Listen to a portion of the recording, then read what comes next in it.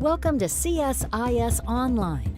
The way we bring you events is changing, but we'll still present live analysis and award-winning digital media from our Dracopolis Ideas Lab. All on your time, live or on demand. This is CSIS Online. Welcome to the Center for Strategic and International Studies. I have the honor of introducing our moderator today on the discussion on Afghanistan. She's Susan Glasser, the staff writer for The New Yorker, where she writes a weekly column on life in Washington. She has served as the top editor of several Washington publications and has several fantastic books, which I have read, including Kremlin Rising and The Man Who Ran Washington. Susan, thanks for joining us. Oh, well, thank you so much, Seth, and thank you to everybody. This program today is titled, I think appropriately, Afghan Aftershocks, although in some ways I'm not quite sure aftershocks really captures fully the moment that we're in, which is still the shocks as well as the aftershocks. But thank you so much. This is, I think, a pretty urgent convening, and I can't think of three better people to have with us today to talk about what is unfolding right now inside Afghanistan, what it means for geopolitics, what it means for U.S. foreign policy and for the Biden administration. So thank you so much to CSIS and to everybody for having us today. And I'm going to go ahead and start with Seth and introduce him because he's very nice to mention my books. But the truth is, much of what I learned about Afghanistan, I learned from Seth and his incredible works, both as an author and as a scholar. He is right now, of course, a senior vice president here at CSIS and director of the International Security Program and the Transnational Threats Project at CSIS. But to me, he is, for the purposes of this conversation, the author of many works, including what I highly recommend you go back and look at if you haven't before, In the Graveyard of Empires, America's War in Afghanistan, which was a book that came out 2009. Is that right, Seth? Wow. And That's right. We've been at this a long time. I'm sure, like everybody else in this conversation, I'm really feeling my age this week. 20 years since 9/11, 20 years since the U.S. presence in Afghanistan began in this latest incarnation. But having that historical perspective is invaluable. So thank you, Seth. The next panelist that we have is also a good friend of mine, Mike Green, who is also a senior vice president at CSIS. He is the senior vice president for Asia and Japan chair at CSIS. And while we're plugging books, I must say, although it's not a book about Afghanistan, you would do very wisely to get Mike's book right away if you haven't already, by More Than Providence, which is about grand strategy and American power in the Asia Pacific since 1783. But it is a terrific book, and just as much to the point, is actually a great read too, which is not always a given. And Mike is going to help us think about these events that are unfolding right now in kind of a broader context. So thank you so much, Mike, for joining us as well. And our other panelist is someone I'm particularly delighted to have, because I think to bring the focus really squarely in the question of human rights and what this means for the actual people who are being affected by this, as well as for American foreign policy at a time when the president has talked about re-injecting human rights as a pillar of American foreign policy, and yet finds that challenged almost from the get-go by the events that are unfolding here. So I'm delighted to have Marti Flacks as our other panelist today. She recently joined CSIS as a senior fellow and director of the Human Rights Initiative, which is incredibly timely, and I'm sure this is a quick immersion project in this, and has spent really the last, I guess it's decade, inside the government in roles that are directly relevant to our conversation today, both at the NSC and the State Department. So thank you so much, Marti, for joining us as well. Are we here? Is she here? I can't. Okay, I can't see for some reason, so forgive me for asking that question. Let's just jump right in. Recognizing that this is a fast-moving subject, and that events could well be outdated even while we're in the course of having this conversation. Seth, I do want to start with you and what it must be like for you as a historian to see, us barraged not only with the events in Afghanistan as they're unfolding, but also barraged with historical comparisons. Is this analogous to the fall of Saigon? Is it actually worse for American foreign policy than the fall of Saigon? Is it like the fall of Kabul when the Taliban took Kabul in the first place? Is it resonant of superpowers before who have been humbled in Afghanistan, like the Soviet Union, like the British Empire in the 19th century? We all have seen, probably a million times that image of the famous painting of the lone soldier who managed to make it out of Afghanistan after one of the ill-fated British incursions. So are we, suffering like 1,000 cuts of historical analogy? Should we just give it up? Or is there actually some relevance to history here as we contemplate these events of the last couple of weeks? Well, I think there are a lot of differences between Afghanistan today and some of the recent examples that people have talked about, including the fall of Saigon on the Vietnam side, or even in Afghanistan, the British or Soviet experiences.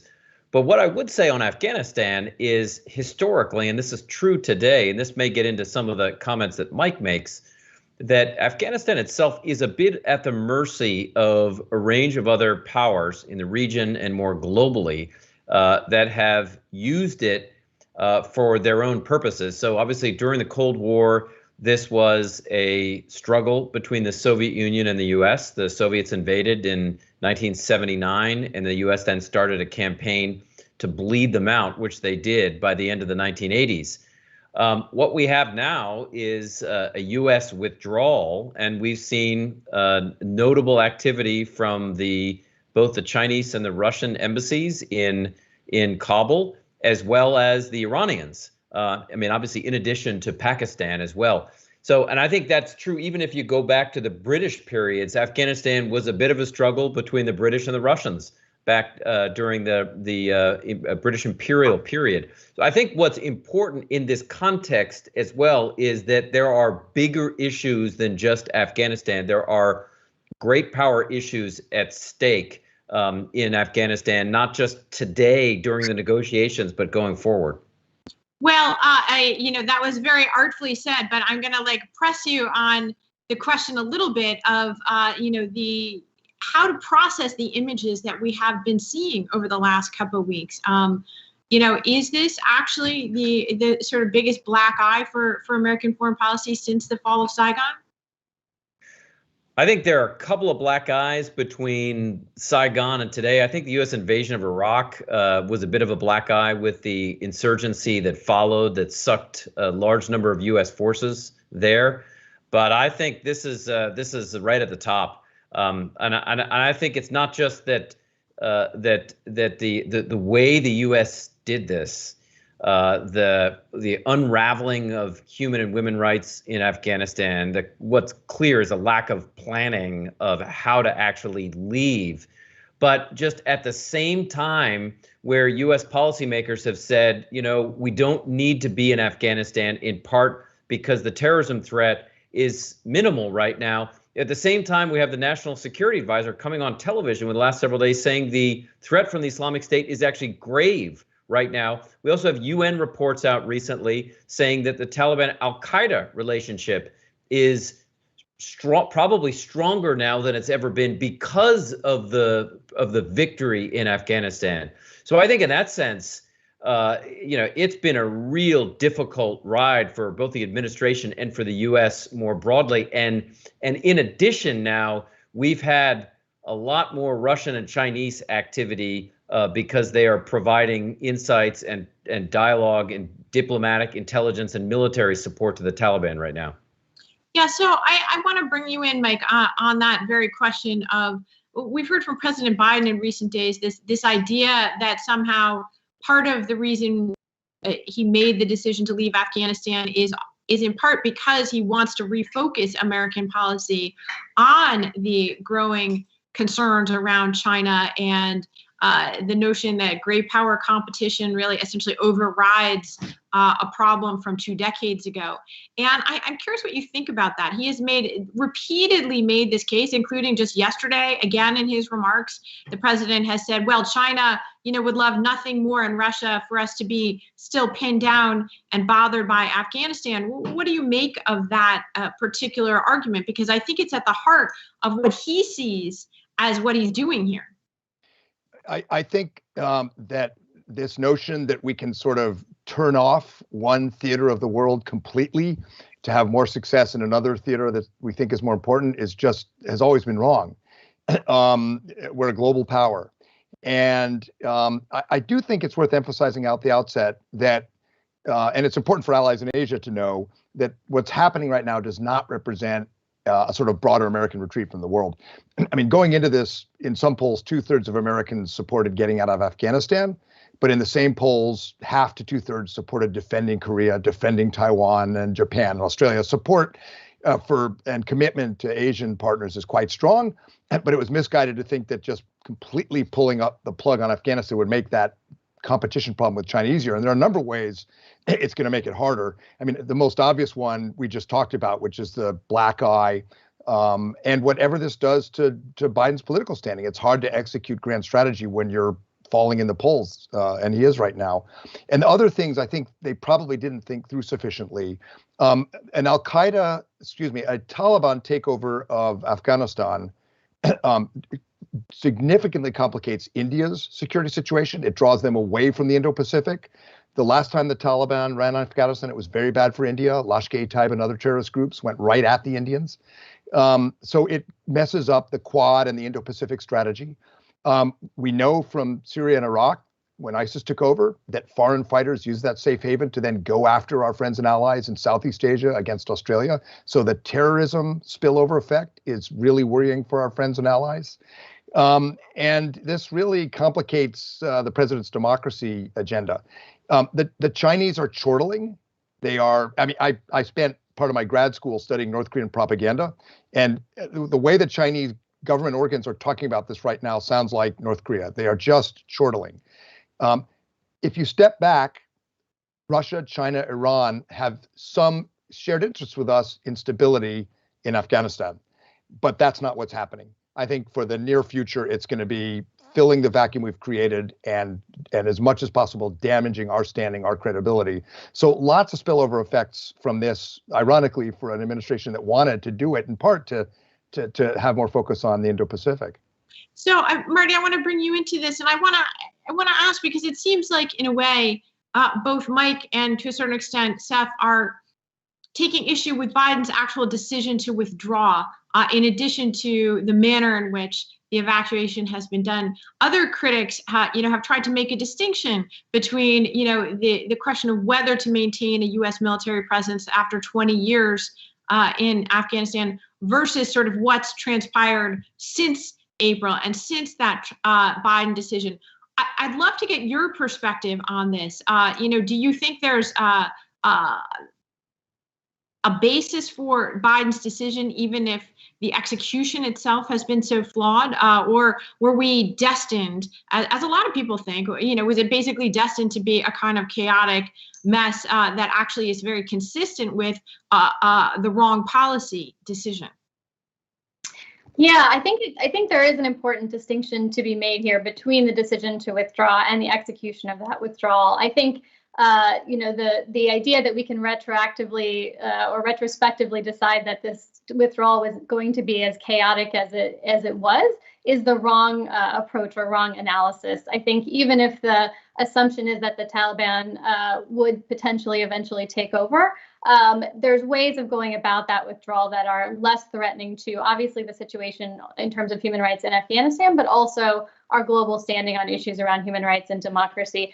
I don't think our allies and partners who are supporting democracy and human rights around the world expect the U.S. to indefinitely be a military presence in Afghanistan. And I don't think that the withdrawal itself is what is going to cause concern in terms of human rights and democracy for the Biden administration's agenda. The issue is how we went about it. And I am sure that our allies and civil society groups and activists around the world are watching very closely what happens over the next few weeks in terms of how the effort that we make to protect those who fought for these issues on the ground, both with our direct support and those who are sort of aligned with our values and our objectives. And we've obviously dug ourselves into a very deep hole in terms of how this withdrawal has started.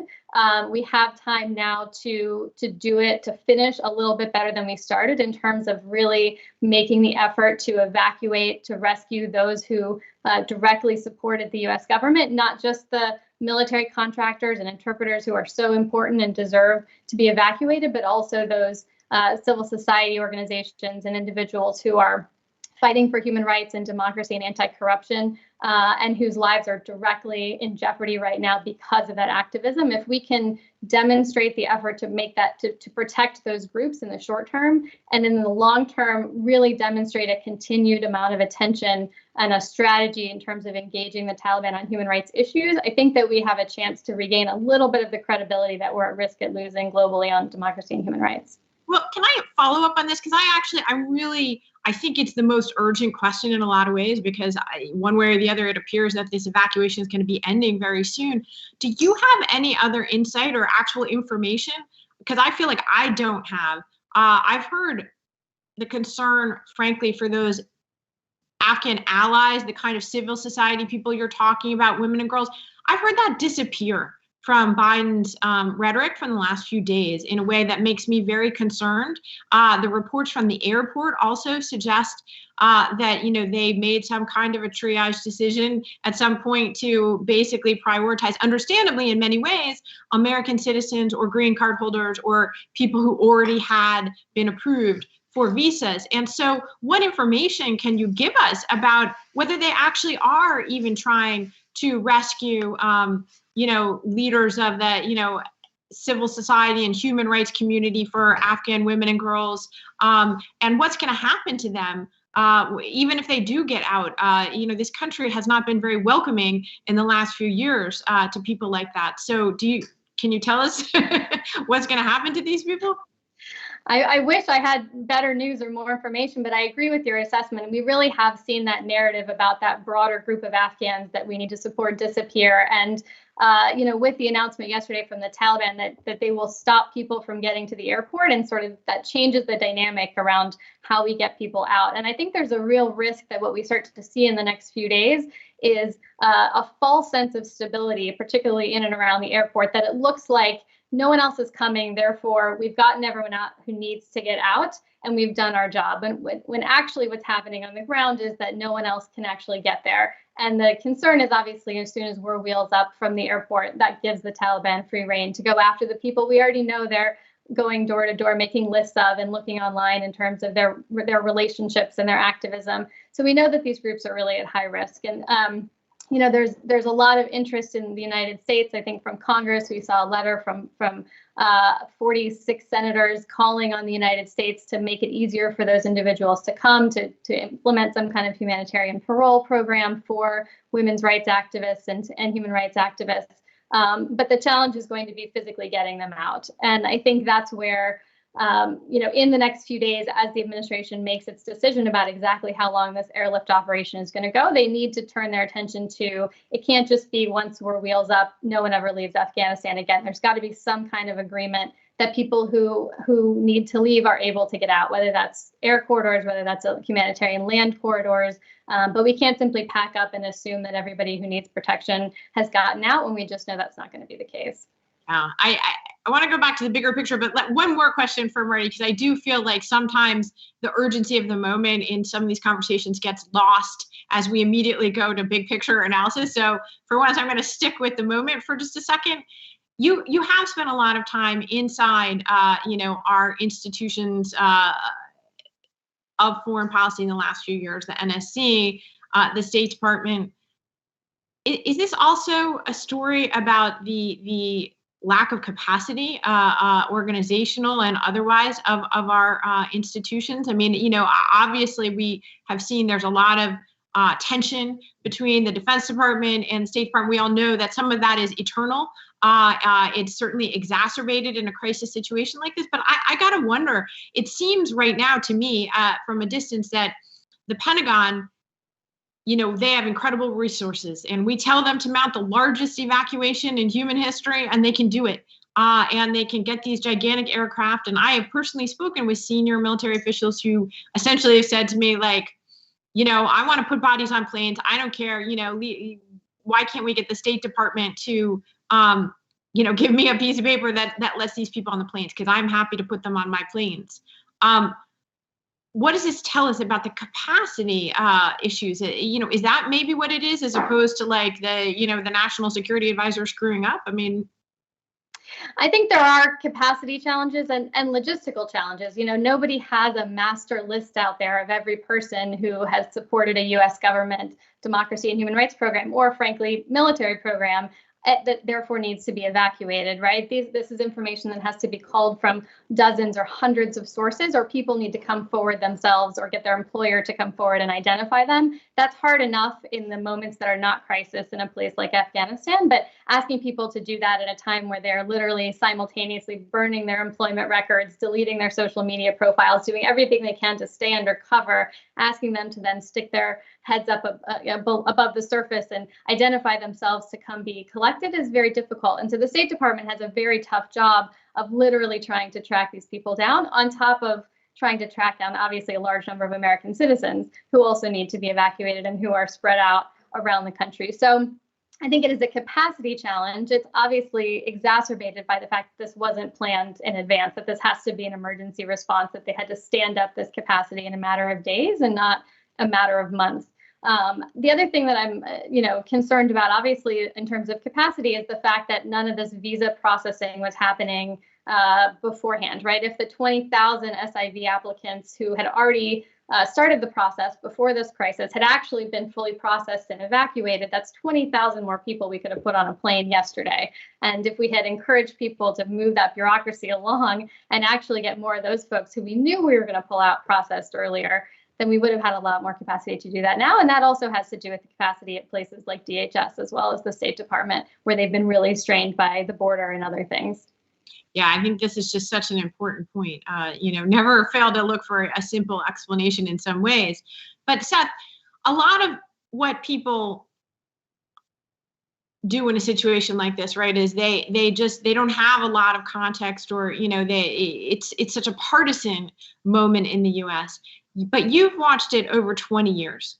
And it used to be said, I think quite correctly, that, the military didn't fight a 20-year war in Afghanistan. It fought 21-year wars because of the nature of how the American military was bringing people in and out, and also the lack of a long-term vision or strategy. What were some of the things, this sort of misconceptions about Afghanistan that, in your view, have plagued this conversation. There must be things that just annoyed the heck out of you that you could never, purge out of the conversation, and now are coming all together to, this terrible ending.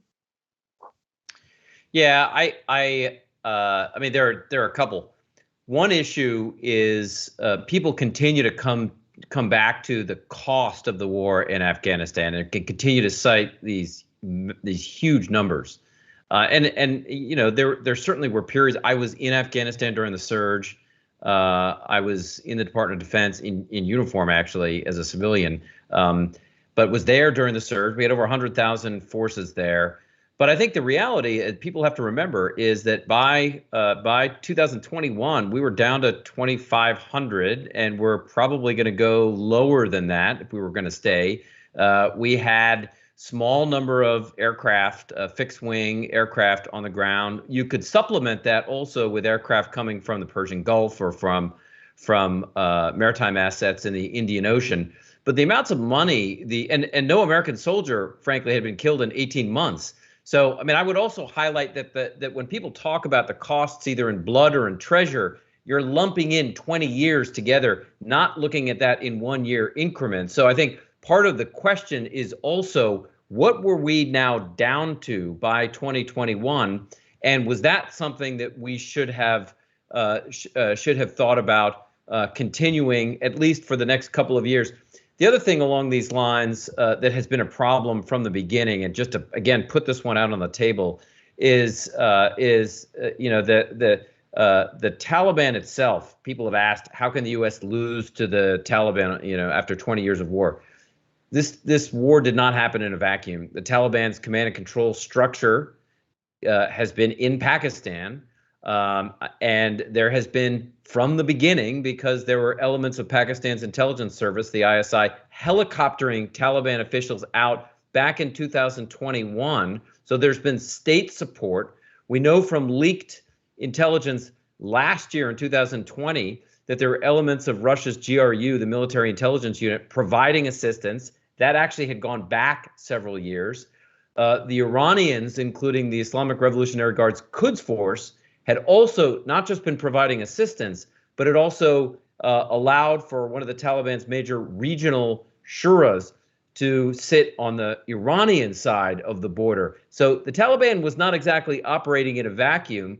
They had support from several governments in the region on the clandestine side. And so I think that's the picture Americans need to understand. It's not that the U.S. was defeated by a lowly insurgent extremist organization. And then the third thing I'd highlight very briefly is I've heard a lot of people hope, and I use that word purposely, that the Taliban today is markedly different from the Taliban of the 1990s. I mean, I have spent a lot of time looking at this organization, including on the ground. The Taliban is different in some ways. It's a lot more technologically savvy. The Taliban of the 1990s did not use the internet. They didn't use it. They are now heavily involved in using digital platforms for propaganda, recruitment, fundraising, all of that kind of activity. But at their core, they are still an extremist organization. Their view of women and the role of women in society is like 8th century right now. Their concerns about multinational corporations operating in Afghanistan. People are going to be very nervous about the legal structure of operating in a country like Afghanistan when your court system is run by religious leaders, the Taliban courts. So I think in that sense, people need to understand that while there are some changes, the Taliban is at its core, it's a very extremist organization. The ideology is deeply rooted in the Hanafi school of Islamic jurisprudence, and you can't paper that over. I'm so glad you brought that up. I noticed that everyone's heads was nodding as you made this point about the Taliban. I can't count the number of, stories, frankly, irresponsible ones I've seen in recent days. My rule of thumb that I've been saying to people is like, if you see a story that, the lead or the headline is today's Taliban, kinder, gentler reform, you can skip that story because it's not going to be accurate. And the other point I thought, Seth, that's really important here that you just made is using the word Pakistan. I'm amazed at how many conversations about what's unfolding right now don't include the role of Pakistan in, developing, fostering the Taliban throughout its history, including in this most recent turn to take over the country once again. Mike, what is your view of the role of the region, regional bad actors such as Pakistan, Russia, and Iran in kind of fueling this crisis? And then I also wanted to ask you about the allies and why we've seen some of the European allies in particular, I think in the UK, Germany as well, way more critical publicly of the Biden administration than anything we've seen up until this point. They seem to be really betrayed, and again, by a president who came into office saying, America is back after 4 years of Donald Trump, we're going to listen to you again, and then they didn't listen. So what's going on with that? So let me just focus in on Pakistan, because I think that is probably the most important variable we need to watch. 200 million people, significant nuclear weapons capability. Pakistan is much more complicated than the headlines are letting on as well. I had East and South Asia under my area of responsibility and made multiple trips to Pakistan. Pakistan is both an enabler of the Taliban and extremism and a victim at the same time. And what worries me, among many things, in terms of the geopolitical fallout from this, is that those within Pakistan's national security establishment, particularly within the ISI, the intelligence directorate, who support the Taliban, sympathize, are going to be empowered within a Pakistani political context. And we're going to find, I fear, that the victory of the Taliban pushes Pakistan in a different strategic direction, one that's even potentially more problematic for us. And I've heard people say, now we can disengage from Pakistan, just cut them off because we don't need them. I think it's quite the opposite. Pakistan is a much with nuclear weapons, much bigger problem. We are now going to have to pay much more attention to. We're going to both have to be tougher and engage more at the same time. It's going to be a subtle and very difficult game for us. In terms of the allies, having been in the Pentagon and then almost 5 years in the NSC, often you will find that these kinds of plans are shared among Five Eyes or in very small, close, sensitive circles. And a lot of the people, a lot of the political figures in Europe in particular, you hear criticizing the US right now, probably were not cleared to hear what their intelligence services or their militaries were hearing from the US. I do not think that we just completely surprised our closest allies on this. That said, from Asian allies, including very, very close ones, I hear at senior levels, and they don't talk about it publicly because, frankly, they're on the front lines with China. They don't want to add to any doubt about American commitment. The Chinese, are saying you can't rely on the Americans.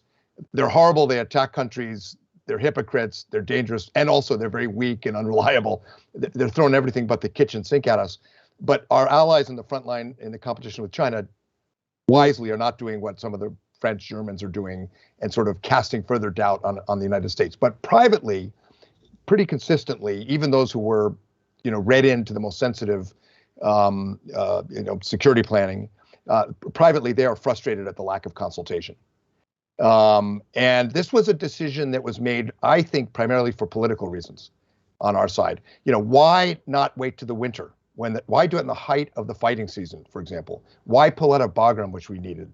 Why pull out the enablers, the technical assistants and the contractors now? There are a lot of sort of operational questions where I think that allies were not fully consulted and had different views. The administration can recover.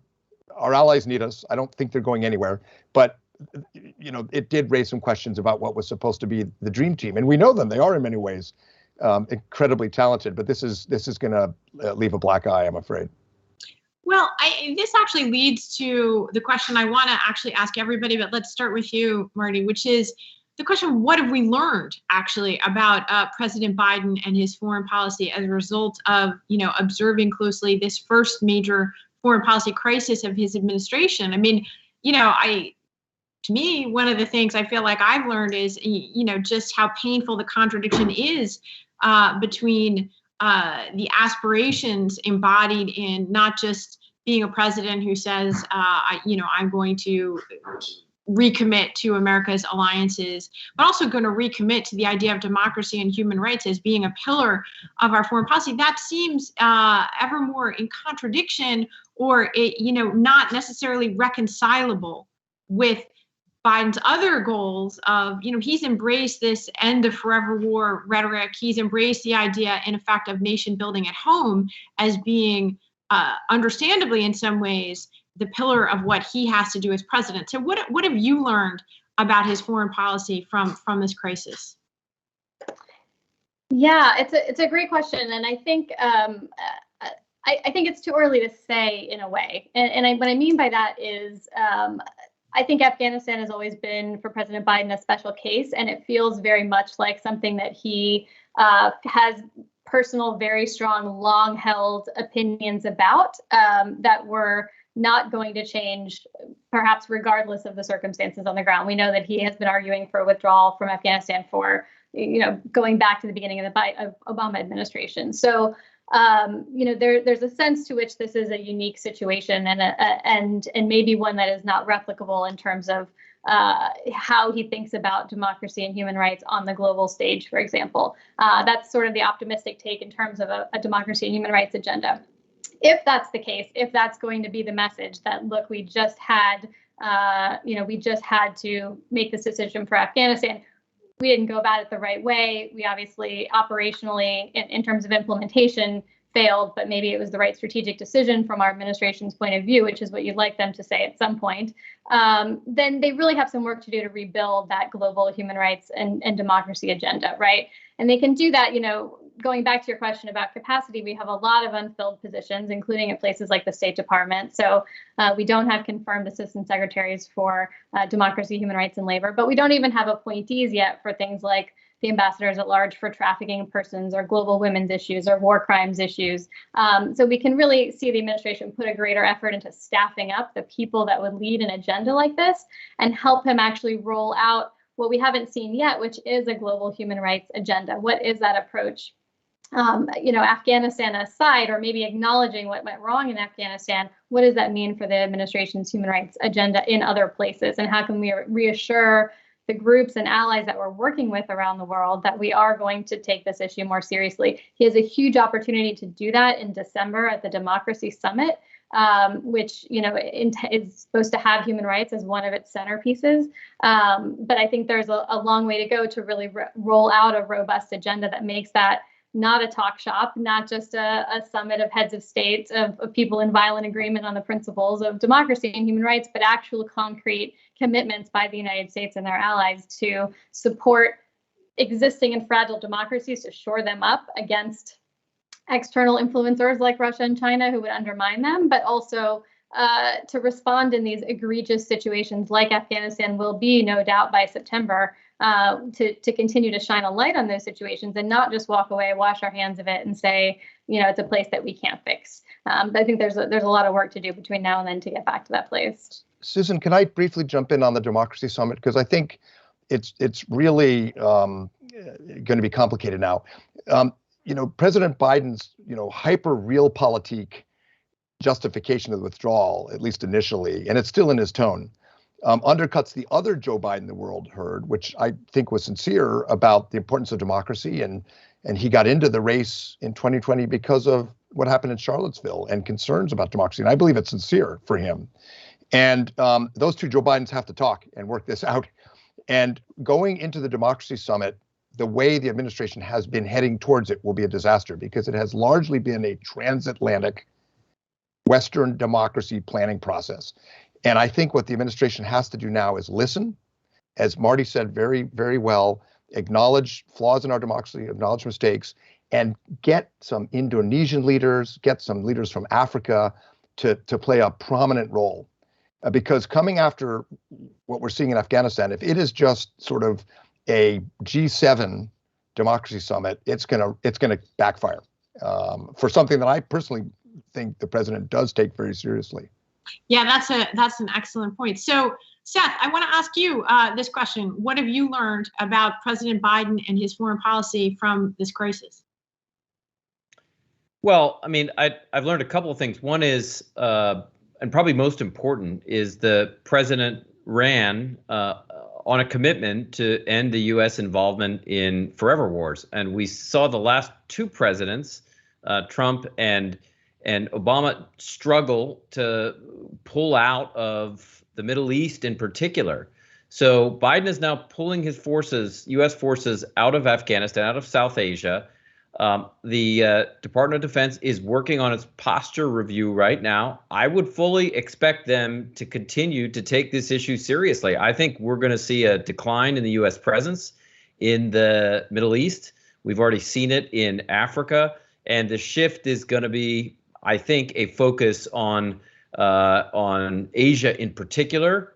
I think there are still some concerns about the Russians, but a big focus on the Indo-Pacific area. And so if we look at Trump's struggles with this, he had initially essentially been guided by individuals like his chairman of the Joint Chiefs, his national security advisor, H.R. McMaster, which had him revisit the wisdom of withdrawing. Biden is not doing that. Remember, Trump had talked about withdrawing forces from Syria and then kept them there. We still have U.S. forces in Syria. I take Biden to be much more serious when he says he's going to pull forces out, essentially come hell or high water. And so I think that's one thing. The second issue, which, again, organizations are going to get a vote in this. At the same time that President Biden noted that our only vital national interest in Afghanistan remains what it has always been, he said, which is preventing a terrorist attack on the U.S. homeland. Well, the terrorism picture, as President Biden's own intelligence community has said, is likely to get a lot worse very quickly in that country. There are already around 10,000 foreign fighters. The prisons were emptied by the Taliban, including some very senior al-Qaeda leaders. By our count, several thousand, down to the foot soldier level. So you've increased by as many as 50% the number of foreign fighters in the country. And you've got concerns about Islamic State warning. So there are going to be issues on what President Biden has said. This gets to the second point, this use of over-the-horizon capabilities to hit terrorists. Is that going to be feasible without an ally on the ground, without bases either in country? We've got no bases in Afghanistan, or won't shortly. Don't have any in the region at this point, none in Central Asia, none in Pakistan. Can you actually effectively conduct a campaign the way the president has advocated, using over the horizon, like flying them from Al Udeid? These are MQ-9 drones. It's a 12-hour round trip flight, which gives them only about 6 hours of loitering time. Can you really do that without all the pieces, including the intelligence infrastructure on the ground? It will put this to the test. Yeah, these are such important points, I think. And I was struck as well. You made the point about counterterrorism bases back in April when President Biden announced the decision to withdraw. They said that they would use the time between April and then to negotiate new agreements in order to have counterterrorism bases. And as far as I'm aware, they have not succeeded in doing so with a single country. Is that right? I understand there have been negotiations, and I suspect they'll continue with some Central Asian governments. The Russians are going to get at least, if not a vote on this one, they're going to have a lot of influence in whether this happens, particularly if you have U.S. strike platforms being positioned in Uzbekistan or Tajikistan or one of the stands, and they're being flown in to conduct strikes. Any MQ-9 platform, for example, can also collect intelligence, surveillance, and reconnaissance. And with Russian GRU forces on the ground, you better believe the Russians are going to be nervous about having platforms that can collect intelligence stationed in Central Asia. So this will be an interesting negotiation. But at the moment, the U.S. has basically two big options. The Persian Gulf, which is a long way away and requires overflight rights to be negotiated with countries like Pakistan, or using maritime platforms in the Indian Ocean. Neither of them, frankly, are ideal. I mean, it's like we cut our knees off on this one. Yeah, I think this is a very important point. And I suspect it's going to get a lot more attention as we get closer and closer to that anniversary of 9/11, and people start to think about the aftershocks and get out of the immediate evacuation stage. But Mike, let me just stick with our original question here and get your thought on what you've learned about Biden and his foreign policy from all this. Well, I think as experienced and strategic as a lot of them are, they're a little bit like when I was coaching my kids' soccer game. They all went after the ball, and the ball was strategic competition with China. But I think a little more careful thought would have led them to realize that of Seth's two options, the maritime option, who are we talking about when we're talking about dealing with terrorism from the Indian Ocean? We're talking about the 7th Fleet, homeported in Yokosuka, Japan. They're supposed to be defending our allies in East Asia. So that's a little bit of a problem, I think, that could have been anticipated. I'm also struck how much Donald Trump's shadow hangs over the Biden administration. The president and his advisors kept saying, look, Donald Trump cut this deal. Why were they trapped by that? Maybe to some extent because they're worried about the Taliban punishing us for breaking the deal. But I think a lot of it was domestic American politics. And so the shadow of Donald Trump is still there. You can see it in trade policy. If the administration wants to kind of do something big in Asia to compensate for this, the obvious move is get into CPTPP, do a big trade deal, which a lot of the senior people in this administration privately agree with. But the politics of trade, because of Donald Trump in Michigan, Ohio, are too complicated. So just the Trump shadow is still there. And then I mean, Seth will have views on this, but I'm a little worried about civil-military relations. I think when people do the forensics and people like you, Susan, figure out what happened, I think we're going to find that the Joint Staff recommended that we keep a footprint, and they were told no. I think we'll find they were a little passive-aggressive. And the planning didn't go well. And then when they were said, go in and get us out of this, they did what the U.S. military can do like no other in history. They did it, historically massive airlift. But I suspect that when we unwind and learn about the process and all of this, it's going to raise some questions about civil-military relations in terms of how we do grand strategy on problems like this. You're being diplomatic, I would say, in how you're framing that. This has been a suspicion of mine, absolutely not based on reporting as well. But one of my theories in recent days absolutely has been to wonder, since I think it is credible and accurate to say that the Pentagon did not recommend that Biden withdraw back in April, I have wondered, what was the level of planning and ownership that anybody took over this decision? And I would actually expand that possibly to include the NSC. I imagine that many of even Biden's civilian advisors, this was not a decision that they might have taken in exactly the same way. And so this question of ownership. But Seth, do you agree with our theory? Yes, I want to weigh in on this. Two quick points on this. One is my understanding is that senior U.S. military leaders did not support a full withdrawal from Afghanistan, at least not along the timelines that it has occurred in 2021. And we're actually quite concerned, based in part on U.S. intelligence estimates, that if we did that there would be a collapse of the government, and there would be then, in that vacuum created, there would be a number of groups, including the ones Mike has mentioned, which, some of the anti-Indian groups, Lashkar-e-Taiba, Jaish-e-Mohammed, in addition to the Islamic State and Al-Qaeda, would move into that vacuum. The second issue is, having talked to a range of people involved in the withdrawal, the military actually did a very good job, almost methodical, of withdrawing U.S. forces from Afghanistan. So, destroying equipment, in some cases giving it or selling it, mostly giving it to the Afghans or others, bringing it back to the United States. What the military, I don't know if they weren't directed to do this or where the problem was, but there appeared to be little planning, at least near-term planning, on the logistics of getting people out of Afghanistan, whether they were U.S. citizens, whether they were individuals, including interpreters that had worked with the U.S. military or with diplomats or with the development agencies.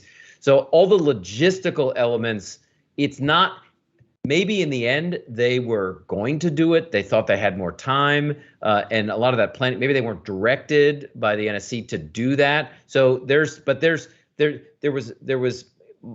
my assessment, pretty good planning and execution in the withdrawal, just not in everything else that happened. Marty, I want to ask you about this as well, because Mike's term civil military relations, really in some ways it's about these questions that we saw a lot in the Trump years of what do you do as a bureaucracy, as a senior official when the president makes an order that you don't agree with, or there's a million ways to slow roll things, and they didn't begin and end with Donald Trump in Washington. Is that a little bit of what we're seeing here as well? I think it's a great question. I would like to believe, obviously, that if folks had anticipated this outcome, they would have approached this differently, right? I don't think this is an outcome that anyone in the U.S. government wanted to see happen, but I can certainly understand how that could have unfolded, exactly as Seth and Mike said. I just want to project that problem, though, forward from here to say, we're now in a situation where we've created a disastrous exit. Maybe we can salvage a bit of it by getting a large number of people out, knock on wood, everybody comes out safely. But in a sense, that's the easy part, right? That is, as these guys said, the U.S. military doing what it does best and logistically moving people out. The harder part of the foreign policy problem in Afghanistan and the region is after we're gone, right? Then it's the problems that Seth was describing around counterterrorism, it's the geopolitical issues, and it's the human rights challenge of how you exercise maximum leverage over the Taliban to try and preserve what space we can for human rights, for women's rights, for economic development. And we've got a U.S. government that is both literally exhausted and will be from just weeks and months of this effort, but also who wants to be left holding the Afghanistan bag after all of this, right? It's an incredibly difficult problem, and no one's going to want to take ownership of it. And so I think it's going to be really important to keep pressing the administration that's going to want to naturally move on to the next big problem or the next disaster, to keep the spotlight on the situation, particularly from a human rights point of view, in terms of what the Taliban does next. Because we do, I think, have leverage over that situation. Maybe it's limited, but human rights are not an on-off switch. It's a continuum. So we have leverage we can deploy, but it's going to require constant attention and continued focus. And I fear that this administration is just not going to want to do that in the short term. Yeah, just to follow up on that quickly, because I think that's a really important point.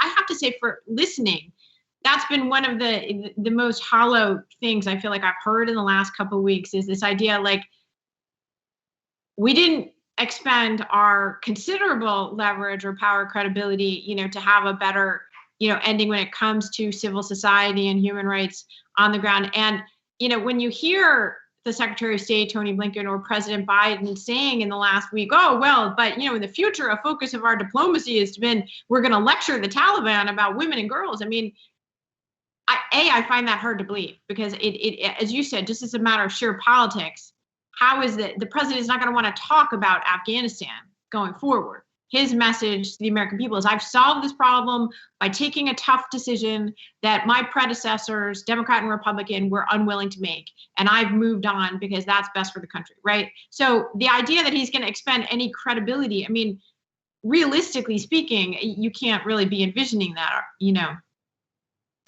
I think it's going to be very tough. I think that's absolutely right. I think we have a limited window of kind of that continued pressure around, withdrawal and recognition of this government as it forms, and the financial strings that we're now pulling in terms of holding their central bank reserves in New York, and the IMF and World Bank suspending their aid, where we do have a moment of real leverage that, we really, I think, have to push this administration to deploy as best we can. And then the question's going to be, how much civil society and activists on the ground are able to continue to get the message out around particularly the situation of women and girls if it does deteriorate, because I think that's something that can break through the noise and get this administration to continue to focus on this. And I do think, to the question earlier about, has the Taliban changed? What are we going to see that's different from last time? I completely agree. Nothing fundamental has changed. The question is, instrumentally, have they gotten a little bit smarter about how they portray themselves? And therefore, can we use that leverage, that need for recognition or for finances, to keep them on a little bit of a shorter leash? But I think it's going to be very difficult to get the administration to continue to focus on it without really tugging those heartstrings and really continuing to shine a spotlight on what's happening on the ground on an ongoing basis.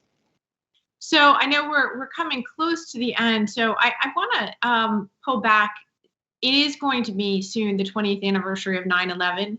And by all accounts, it looks as though the U.S. really will be gone from the country by then. We'll have gotten out, however many people will have gotten out by then, way more than seemed possible, I suppose, at the beginning of this kind of crazy couple weeks. But even 100,000 obviously is nowhere near the estimates of the number of people who worked with or assisted the American military and its associated institutions over the last 2 decades. What is it going to be like? I want to ask each of you, when you see the Taliban flag waving over Kabul, the American embassy not occupied in this place, this faraway place that no one ever expected the United States to be engaged with, and it's going to bring back so many memories for people of that terrible day in September 2001. Seth, what's it going to be like? And what impact will it have? This sort of almost national moment of failure to be recognized at that time. Well, I think for me, I mean, I on 9/11, I saw the plane hit the Pentagon. So it was, it was an emotional feel to 9/11 itself. But I have to say, if, fast forwarding 20 years after that and seeing a Taliban running the government in Afghanistan, and noting that the Taliban's relationship with al-Qaeda are not just strong, but according, again, to recent UN assessments, actually stronger because they've achieved victory now.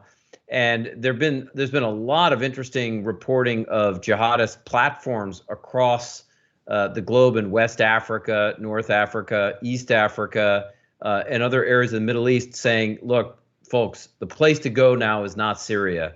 The Russians and the Syrian government, and even the Iranians for that matter, have taken care of most of the, what was the emirate in Syria and on the Iraqi side of the border, with the exception of Idlib. Afghanistan is the place to be right now. And this is what is going across a range of these chat rooms. It feels like, boy, we haven't moved that far with all of the money that's been spent, with all the individuals that have served, with Americans that have died. It feels like an awfully familiar place to be in September 11th, 2021. It's fair to say that none of us would have exactly foreseen this moment 20 years ago. Mike, what do you think to have the Taliban flag flying on 9/11? So I was in the White House on 9/11, and so it's pretty emotional for me and my former colleagues too. I was an expert on Japan and Korea, and I found myself becoming an expert also on Pakistan and India and Afghanistan and Central Asia. I'll tell you the big difference from 20 years ago. When 9/11 happened, Americans didn't know Afghans personally.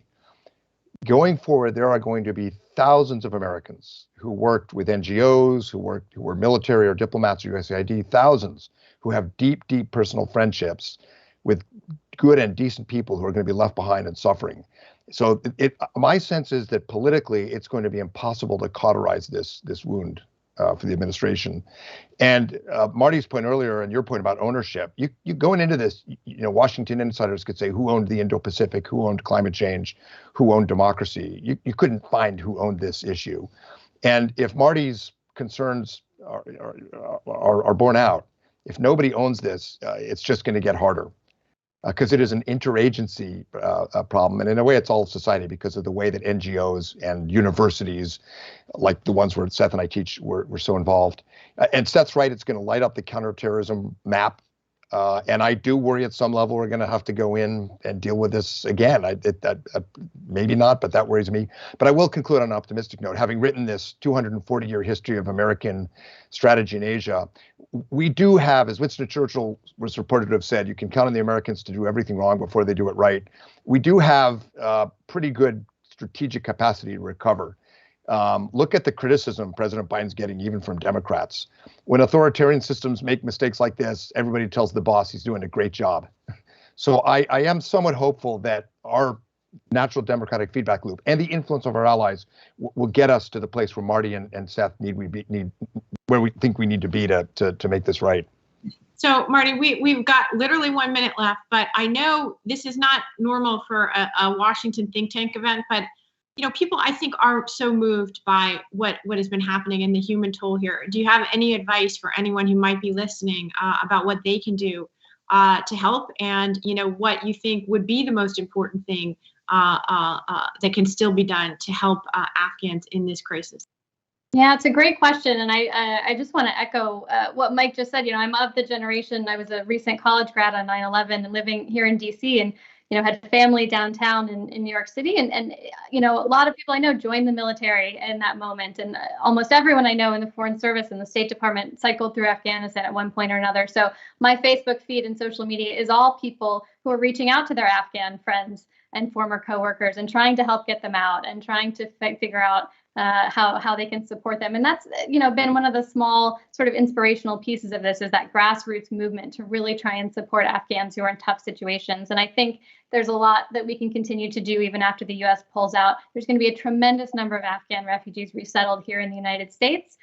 Those organizations that resettle them are nonprofits. They get some government money. They need a lot of private money. If you can support them financially, if you can volunteer your time, these are people who are going to need a tremendous amount of help. And there will be aid organizations and others still trying to work on the ground in Afghanistan to try and get the word out about what's happening there, and the extent to which we can help and promote those organizations and share their information. We can keep this issue on the radar. Well, you guys have done a great job of just that in this conversation. I feel like I've got a lot better grounding and thinking about this in a clear-eyed way. So I want to thank you, Marty and Mike and Seth and CSIS for convening this conversation today, and all of you for listening to it. I have a feeling this is not the last word on the United States and Afghanistan, but thank you again to everyone for your time today. Thanks, Susan. Thanks, Susan.